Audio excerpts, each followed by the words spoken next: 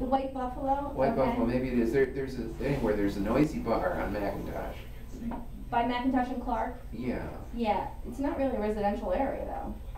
It's a No, but commercial area. its sound radiates for miles. Really?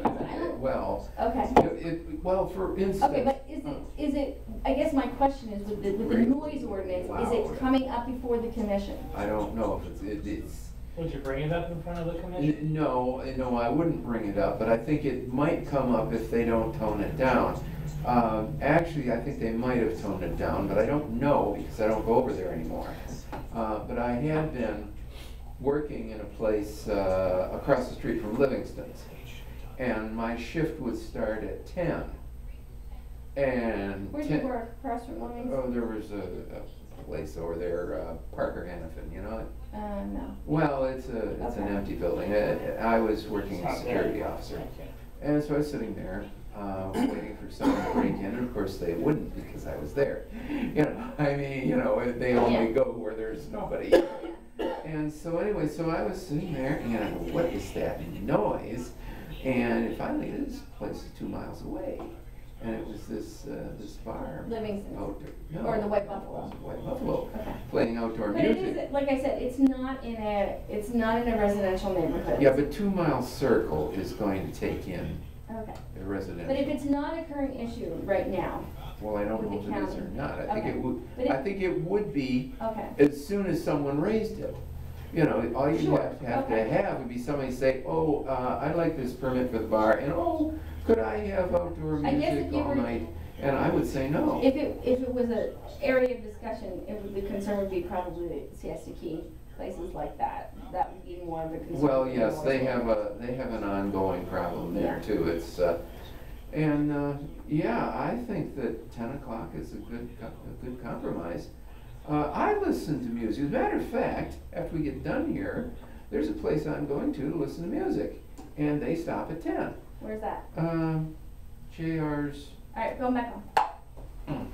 Welcome back, everyone. You're listening to the Nilon Report. My name's Susan Nilon in the studio WSRQ, and with me is Jacob Ogles, senior editor of SRQ Magazine, and also Pete Theisen.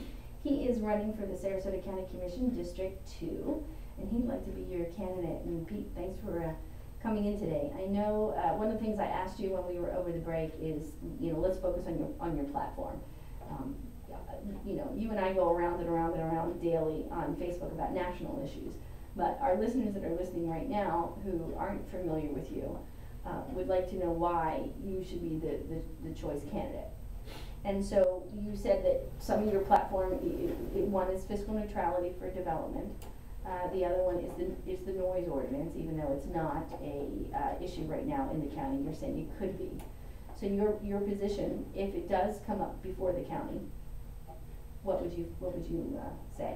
I would say that the 10 o'clock curfew for outdoor music would be an interesting compromise, which has been established for a number of years, and I understand it's been a problem for 30 years.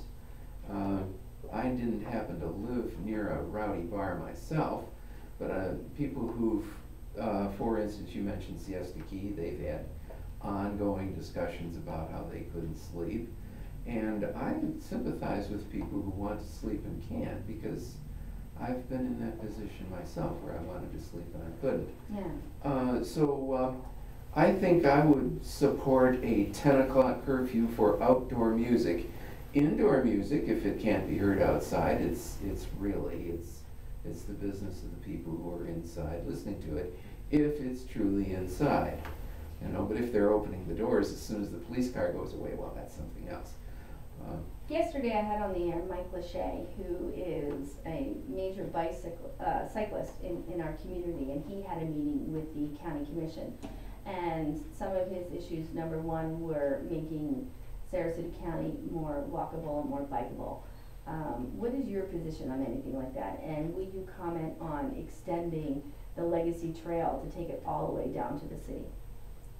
Well, if they can get the funding to do it, if they're not going to lay it on the taxpayers, I'd say, well, that would be all right. Funding from what?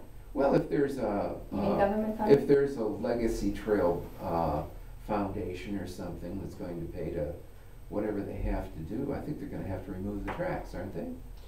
So you would only support expansion of the trail if it can be funded with private foundations?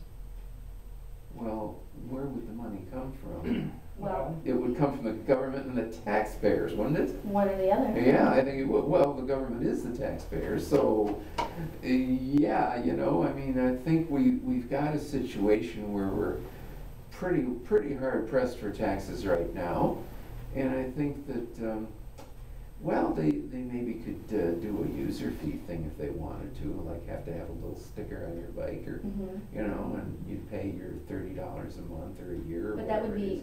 be payment, in the rear, so, you know, people who use it, the trail would already have to be in place in order to charge them for it, which means that you'd still have to get funding. Yeah, In order to extend it. they'd have to get the tracks up if they were gonna do that. And then they'd have to, oh, you know. Would you support it though? Would I support it? Extending the legacy trail? Well, I'm saying, what did have to be done with Well, if there was a fiscal neutrality in it, yes. You know, I How do mean, you- well, you're not gonna be able to raise taxes right now But- because you're already stuck, But pretty how much. would it be fiscally neutral if it's not a way to make money on it, you know? Well, if they're selling a little sticker for your bike that you can ride on there, you Okay. know. How do you feel about Fenderson Rowing Park and the county's participation in that area so far? Well, it was up for a referendum and it failed. And What? What are you talking? Didn't it fail? I don't know what you're talking about. What do you mean? Wasn't Which there- referendum are you discussing? Pardon me? Which referendum are you discussing? Was it, oh, wait a minute. That was the stadium. Scratch that. Okay, Yeah, all you're right. talking Ed Smith's. All right, well, anyway, there's been a lot of county money in it. Was it 10 million, I believe, or was it 12?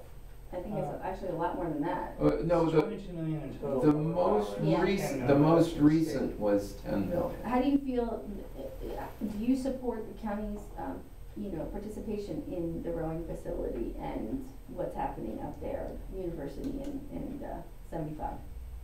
I think I would have voted no. For not participating, not I having? don't think we should have put that money into it. They could still have it, but they would have to scale it down by 10 million because, or was it 29 million? Well, it's 22 million in public. 22 million in public funding. I don't think I would have supported that unless there had been a referendum and the referendum had passed. That's, aren't they limited to,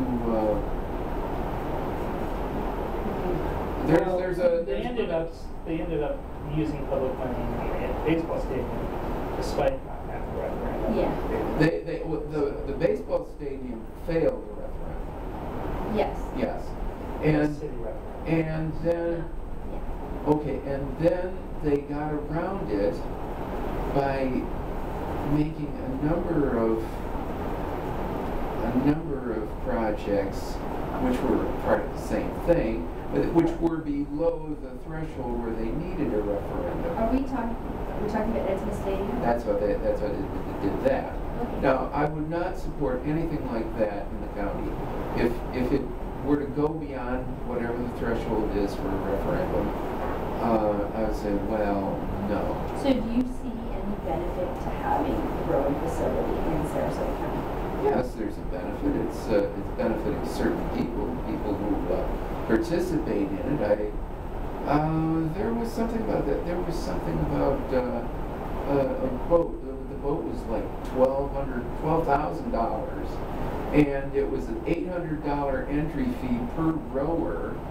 And I thought, well, gosh, those are kids who've, got pretty good paper routes. Well, it's a wealthy man's sport, no doubt about it. Yeah. Correct. But I'm not talking about the actual participants in the races, and we're coming up on a break, so we're going to continue this when we come back. What I want to hear from you, though, is how it impacts the community. How it goes beyond the actual kids that row in these regattas. How it, the hotels, the restaurants, the business owners, things like that. It goes well beyond that. So I'm going to give you a chance to answer it right after this break. You're listening to the Mallory Report. My name is Susan Mallory. In studio WSRQ, here with Jacob Ogles and Pete Theisen, who is running for the Sarasota County Commission race. We'll be right back after these messages. All right, I'm gonna take some more of your water here.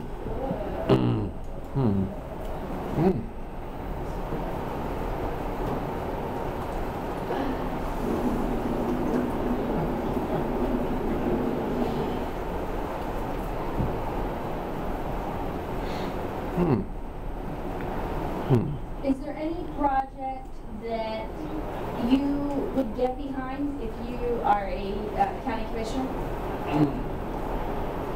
I think some projects Like what? are best if the government just gets out of the way. Like, for instance, Valerie Guillory. She's having trouble getting a permit to have FP&L hookup. Right. And I thought, well, why? And the reason why is because the neighborhood association, which is a couple blocks on the other side of the park, oh my God, there's somebody breathing the same air we are. I mean, it's like, so as a result, they can't. And now, have you been over there? I have. Did you notice where the homeless camp is? It's in the bushes over bushes, there. Yes. Right. And it's been there forever. Yes. And we didn't know it was there until Valerie Guillory started saying, well, I'd like to have this little halfway center here, and she's got a supporter who lets her use the property. Yes. And this is happening at no cost to the government. Taxpayer, yeah. And they're saying, crush it. Have you patched it up with Valerie? Have you patched it up with Well, Valerie? there wasn't a problem between them. Oh, yes, there was. She blocked you from participating in conversation, not just with her, but with you got kicked off of the site. She blocked me because other people didn't like me. Yes, because you offended them, which is kind of what I was saying in the beginning of our conversation. You have a tendency to offend people, and you get them so emotional that they don't want you around Well, anyway, because you insult them. yes, I've patched it up with her. Have you patched it up with her group over there? Well, it's kind of hard to because we won't ever come up with who it is that's offended. The offended people want their offense to be secret. They don't want to. They don't want anybody to out them as someone who objects to me. And I thought, why not? Everybody else is. I don't appeal to Democrats. It's not a question of Democrats. They were Democrats, the ones who were offended. I'm sorry. I think you offended homosexuals, if I recall that correctly. They were Democrats. You didn't offend them because they were a Democrat. You offended them because they were homosexual. Did they say why? Did they say why what? You mentioned the word homosexual. Yes. And that offends them. No, you offended them not because of how they voted. You offended them because of their sexuality. Did you not? No. What someone raised a question about. I forget what it was, and I said, well, you know, the Bible takes a different stand on male homosexuals and female sexuals. And I went on to quote the verses. And that was like somebody said to Valerie later on that he or she wanted to smack me. And I said, why, for quoting the Bible? Oh, you're not supposed to blah, blah, blah. You know, well, yes, I've patched Well, it's it not up for with- quoting the Bible because Valerie holds religious study there on a regular basis. They don't study those verses.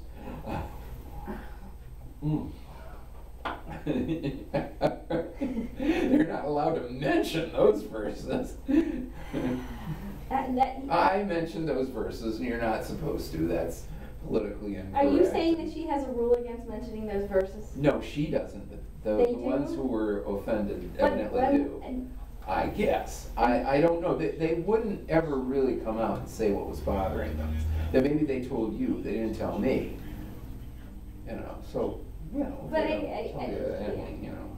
It's like, you know, Republicans are not allowed to speak on that subject. Well, you know. actually, that's not true. And you speak a lot on that subject. In fact, It's all you speak about. Oh, no, it's not all I speak Well- about. We've been talking about impeaching Obama for quite a while. Yeah, that's true. You are consistent And we've about been that. talking about 2050. And So we've been I don't see you participate in conversations on 2050 that much. Are you you're in the 2050 group, aren't you? I am. Oh, well, then you've seen me. Oh, I'm right. one of the Yeah. few people that does participate. Yeah. Wait a minute, are we ready? Getting ready to go back All right. on. So,